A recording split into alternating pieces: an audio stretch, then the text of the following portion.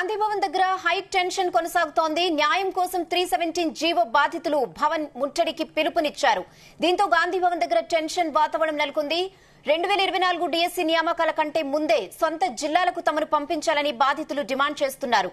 ఎన్నికల టైంలో హామీ ఇచ్చిన రేవంత్ రెడ్డి సీఎం అయిన తర్వాత కూడా నెరవేర్చలేదని ఆవేదన వ్యక్తం చేస్తున్నారు.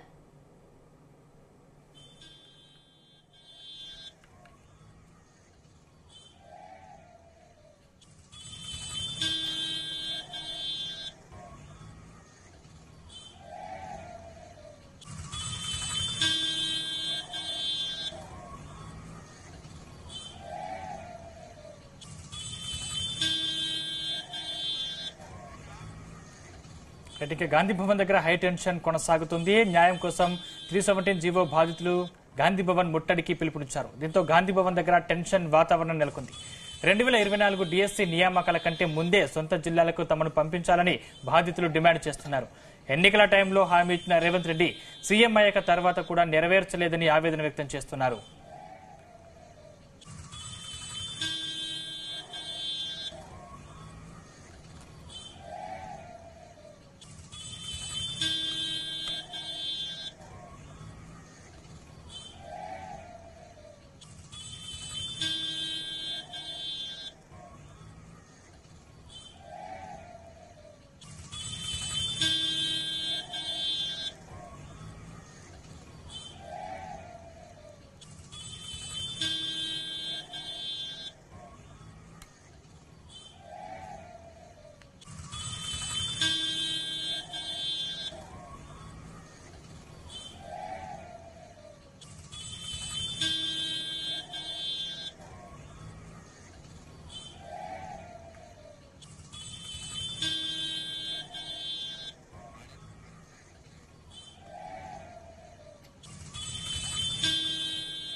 గాంధీ భవన్ దగ్గర హై టెన్షన్ కొనసాగుతుంది. న్యాయం కోసం 317 జీవో బాధితులు గాంధీ భవన్ ముట్టడికి పిలుపునిచ్చారు.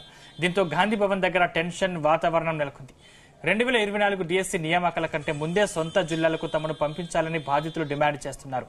ఎన్నికల టైంలో హామీ ఇచ్చిన రేవంత్ రెడ్డి సీఎం అయిన తర్వాత కూడా నెరవేర్చలేదని ఆవేదన వ్యక్తం చేస్తున్నారు.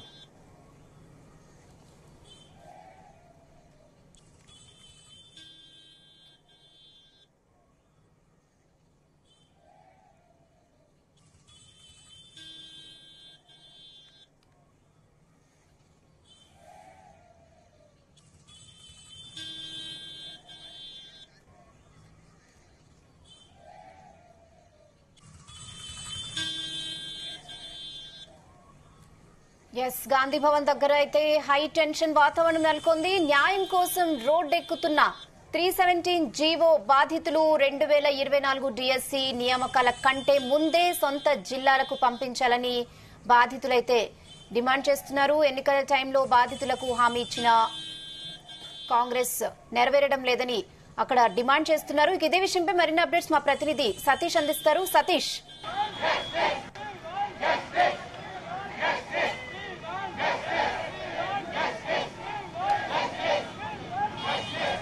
హలో. సతీష్ చెప్పండి, అక్కడ సిచ్యువేషన్ ఏంటి? గాంధీ భవన్ దగ్గర బాధితులు డిమాండ్ చేస్తున్నారు కదా, వాళ్ళ మెయిన్ డిమాండ్స్ ఏంటి? నువ్వు యాంకర్ వాయిస్ పెట్టవయ్యా, నాకు వినబడతలేదు.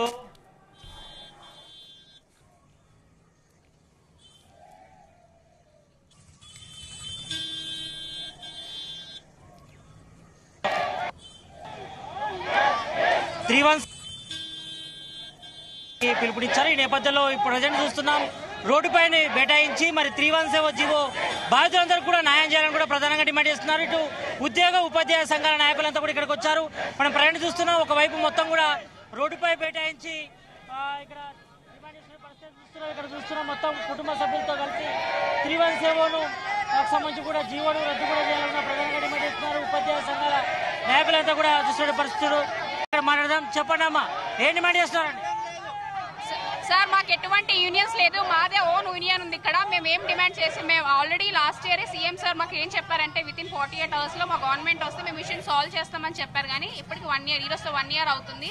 సో మా డిమాండ్ ఏంటంటే ఈ రోజు ఎట్టి పరిస్థితుల్లో మాకు ఏదో ఒకటి ఆర్డర్ అని ఇవ్వాలి, లేదంటే మీడియా ముందు హామీ అని ఇవ్వాలని మేము కోరుకుంటున్నాం. ఇప్పటికే ఉపసంఘం వేశారు కదా దీనిపై, ఇప్పటికే 317 సంబంధించి ఉపసంఘం కూడా వేశారు కదా, దానికి సంబంధించిన ఇన్ఫర్మేషన్ ఇవ్వడం జరిగింది ఇప్పటివరకు.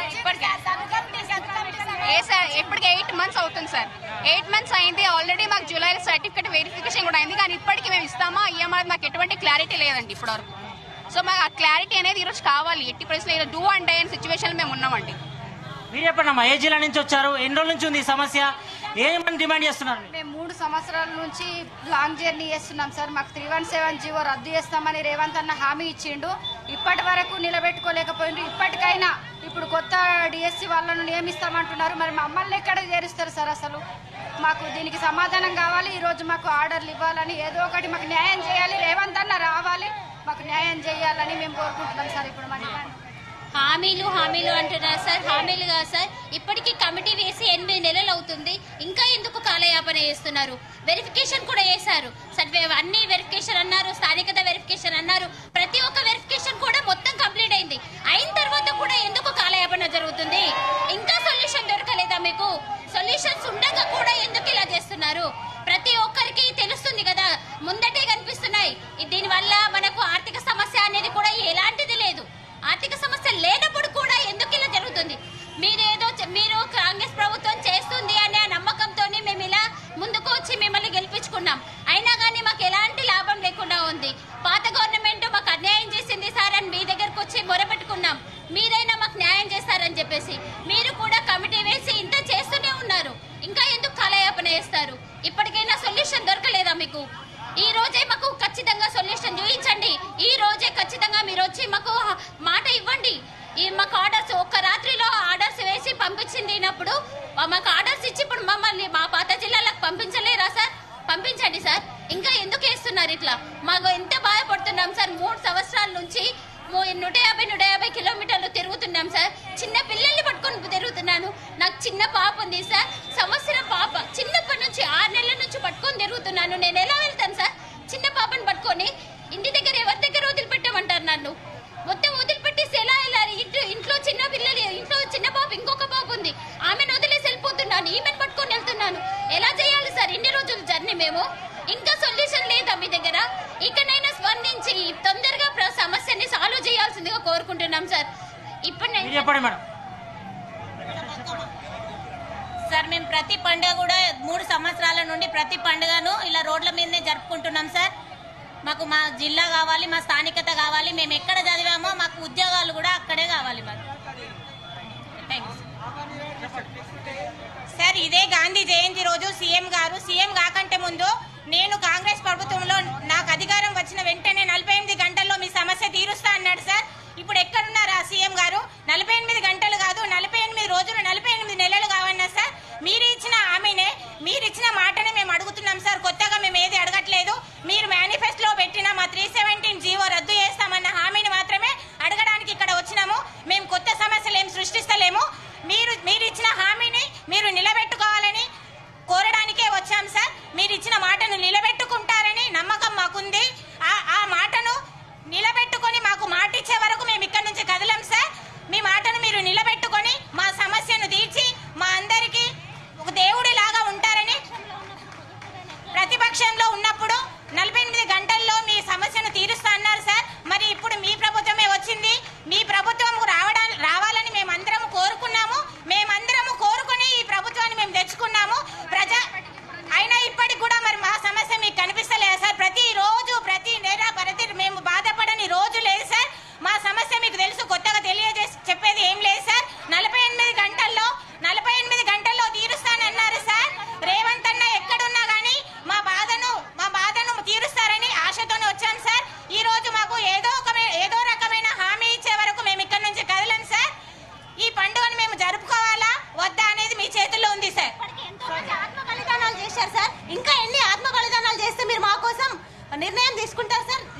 ఈ సభాముఖంగా మీరు ఈరోజు ఖచ్చితంగా వచ్చి మాకు ఏదో ఒక ఆర్డర్ ఇచ్చే వరకు ఇక్కడ నుంచి కదలేదు సార్. మా దసరా పండుగ ఇక్కడే అయిపోయినా సరే మేము ఇక్కడ నుంచి కదలేదు సార్. మేము చచ్చే వరకు ఇదే విధంగా జర్నీలు చేయాలి సార్. రోజు 150-170 కిలోమీటర్ల మేము జర్నీ చేస్తున్నాం సార్. మాకు ఎంత ఇబ్బంది అవుతుందంటే తట్టుకోలేని బాధ ఉన్నది సార్. మా చచ్చేదాకా మా జీవో రద్దు చేయరా సార్? మాకు హామీ ఇచ్చారు, నిలబెట్టుకోండి. మీ మాట నిలబెట్టుకోండి. మేము గవర్నమెంట్ ఇష్టపడి తెచ్చుకున్నాం. ఆ గవర్నమెంట్ మీరు పేరు నిలబెట్టండి సార్. రేవంత్ అన్న దయచేసి చెప్తున్నాం, మేము ఇక్కడ ఇంతమంది మీకోసం రోడ్ల పైన ఎదురు చూస్తున్నాము. ఖచ్చితంగా మాకు ఏదో ఒక హామీ ఇచ్చేంత వరకు మేము ఇక్కడ నుంచి జరిగేదే లేదు. ఇక్కడ చూస్తున్నాం కదా, మొత్తం బతుకమ్మలతో ఇక్కడికి వచ్చి 317 జీవో వెంటనే రద్దు చేసి మరి స్థానిక ప్రకారం ఉపాధ్యాయ ఉద్యోగులకు అందరికీ కూడా న్యాయం చేయాలి. మరి సీఎం రేవంత్ రెడ్డి గత ప్రతిపక్షంలో ఉన్నప్పుడు 45 గంటల్లో సమస్యను పరిష్కరిస్తామని చెప్పారు. మరి దాని ప్రకారం కూడా తమకందరికీ కూడా న్యాయం చేసి స్థానికత కల్పించాలని కూడా ప్రధానంగా ఉపాధ్యాయులు డిమాండ్ చేస్తున్న పరిస్థితి కనిపిస్తుంది. మరికొంతమంది ఉపాధ్యాయులు ఉన్నారు, వాళ్ళు అడిగి చెప్పుకుందాం. చెప్పండి బ్రదర్, ఇప్పటికే మంత్రివర్గ ఉపసంఘం కూడా చేశారు దీని మీద, దానికి సంబంధించిన రిపోర్ట్ ఏ రకంగా ఉంది, ఎప్పుడు దీనికి సంబంధించి సమస్య సాల్వ్ చేస్తారని మరి ఇప్పటివరకు ఆయన చెప్పడం జరిగిందా గవర్నమెంట్? నమస్కారం అండి. మేము వచ్చింది ముఖ్య ఉద్దేశం అదే. ఈ 317 వల్ల నష్టపోయింది టీచర్లు, పోలీసుల, తర్వాత అత్యధికంగా నష్టపోయింది హెల్త్ డిపార్ట్మెంట్లో నర్సింగ్ ఆఫీసర్స్. గత 3 సంవత్సరాల నుంచి మేము చాలా పోరాటం చేస్తున్నాము. కాంగ్రెస్ ప్రభుత్వం వచ్చి రాగానే 7,000 రిక్రూట్మెంట్ చేసింది, దానికి మేము స్వాగతించినాము. ఆ టైంలో కూడా మేము సెక్రటరియట్ ముట్టడిస్తే ఈ రోజున్న మా హెల్త్ మినిస్టర్ సార్, ఈ రోజున్న సబ్ కమిటీ చైర్మన్ సార్ మాకు స్పష్టమైన హామీ ఇచ్చిర్రు. మీకు ఈ ఒక్క రిక్రూట్మెంట్కి ఓపిక పట్టండి, ఈ రిక్రూట్మెంట్ అయిపోయిన వెంటనే మీకు ఖచ్చితంగా న్యాయం చేసి మీ సొంత జోళ్ళకి పంపిస్తామని హామీ ఇచ్చిర్రు. హామీ నిలబెట్టుకుంటారేమో అని మేము చాలా ఓపిక పట్టినాం. బట్ వెంటనే సబ్ కమిటీ ఫిబ్రవరిలో ఏదైతే వచ్చిందో మేము చాలా సంతోషపడినాం. మా యొక్క సొంత department health department minister Shri Damodar Rajanarasimha sir chairman అవ్వడం, మా స్థానిక జిల్లా అయిన కరీంనగర్ జిల్లాకి Ponnam Prabhakar sir, Srirababu sir sub కమిటీలో మెంబర్స్ ఉండడం వల్ల మాకు న్యాయం జరుగుతుంది. ఇప్పటివరకు వెయిట్ చేశాము. గత 2 నెలల నుంచి సబ్ కమిటీ మీటింగ్లో ఊసు లేదు. ఏమైందంటే ఏజీ రిపోర్ట్ అంటున్నారు. ఈరోజు ఉన్న సెక్రటరియట్లో ఉన్న పెద్ద ఐఏఎస్ ఆఫీసర్లకి, పెద్ద మినిస్టర్లకి ఏజీ రిపోర్ట్ గురించి ఆ రోజు గుర్తుకు రాలేదని మేము ప్రశ్నిస్తున్నాం. ఎందుకంటే అందరూ చాలా వృద్ధండులు, పండితులు సబ్ కమిటీకి వేసినప్పుడు ఏజీ రిపోర్ట్ గురించి లీగల్గా ఏం జరుగుతాయని ఆ రోజు తెలీదా? సో ఆ రోజు ఏజీ రిపోర్ట్ అని ఫస్టే తీసుకుని ఉంటే ఈ కాలయాపన జరిగేది కాదు. మెల్లమెల్లగా ఒక్కొక్క రిక్రూట్మెంట్ జరుగుతుంది. ఒక్కొక్క రిక్రూట్మెంట్ జరగగానే మా లోపల ఉన్న ఉత్సాహం నీరుగారుతుంది. ఈరోజు కాంగ్రెస్ ప్రభుత్వం నిలబడ్డదంటే 317 బాధితులు మేము ముందుండి గెలిపించినాం. మీ అందరికీ తెలుసు పోస్టల్ బ్యాలెట్లో ఎంత ఘోరంగా ఓట్లు పడ్డాయి. గత ప్రభుత్వానికి ఎంత వ్యతిరేకతంగా ఉన్నది ఒక పోస్టల్ బ్యాలెట్లే మీకు ఈరోజు నిరాధారణ. కొత్త రిక్రూట్మెంట్ జరిగితే మా నోట్లో మట్టి కొట్టినట్టే. గత ప్రభుత్వం చేసిన నిర్లక్ష్యం, గత ప్రభుత్వం చేసిన ఏదైతే హామీ నిలబెట్టుకోక తొంగలో దక్కినామో అట్లాంటి పరిస్థితి మీకు తెచ్చుకోకండి సార్. మీ మీద మాకు పూర్తి నమ్మకం ఉంది. జై తెలంగాణ. ఈ జియో ఇప్పటికన్నా నశించాలి, ఇప్పటికన్నా దీన్ని నిర్వీర్యం చేసి ఈ ప్రభుత్వం అన్న మాకు న్యాయం చేయాలని కోరుకుంటూ హెల్త్ డిపార్ట్మెంట్ జేఎస్ మేము రిక్వెస్ట్ చేస్తున్నాం. చెప్పండి సార్, మీరు ఎక్కడి నుంచి వచ్చారు, ఏం డిమాండ్ చేస్తున్నారు ప్రధానంగా? మేము కరీంనగర్ నుంచి రావడం జరిగింది సార్. వాస్తవంగా మాది స్థానిక జిల్లా కరీంనగర్, కానీ 317లో మమ్మల్ని జగిత్యాల జిల్లాకు అలాట్ చేయడం జరిగింది. మా తల్లిదండ్రులను, మా కుటుంబాన్ని వదిలి మేము జగిత్యాల జిల్లాకు వెళ్ళడం జరిగింది. రేవంత్ గారు అదేవిధంగా కాంగ్రెస్ పార్టీ ఇచ్చిన హామీ మేరకు మేమందరం ఆశ పెట్టుకున్నాం సార్. దాదాపు 3 సంవత్సరాల నుంచి ఎదురు చూస్తున్నాము. ఆ నియంత్ర చేసిన ఈ పనిని తను సరిదిద్ది మాకందరికీ న్యాయం చేస్తాడని మేము భావించాము. కానీ సబ్ కమిటీ పేరుతో ఇప్పటికీ 8 నెలల నుంచి కాలయాపన చేస్తూ తాత్సారం చేస్తున్నారు సార్. సబ్ కమిటీ రిపోర్టు అది ఇది అని చెప్పి కాలయాపన చేస్తే చాలా మంది ఇప్పటికే అమరులైపోతున్నారు, చాలా మంది ఉద్యోగులు, ఉపాధ్యాయులు. కాబట్టి వెంటనే ఈ రోజే దాని మీద ఏదో ఒకటి తేల్చి మాకు న్యాయం చేయాలని మేము కోరుకుంటున్నాం సార్. సార్ మేము రంగారెడ్డి నుంచి వచ్చాము.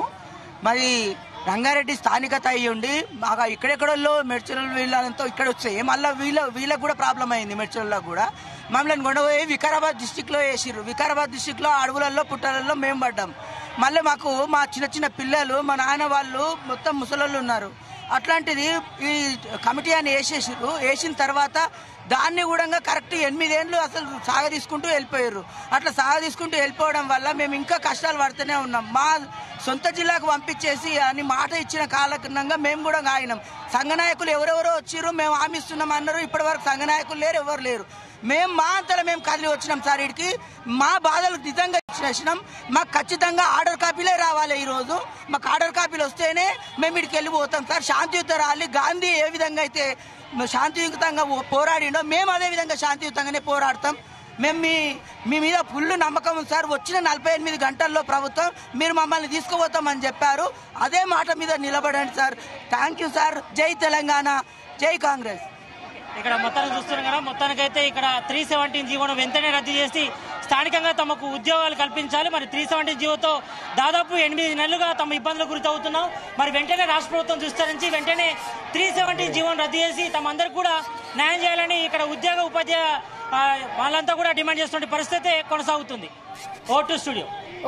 Okay Satish, thanks for the updates.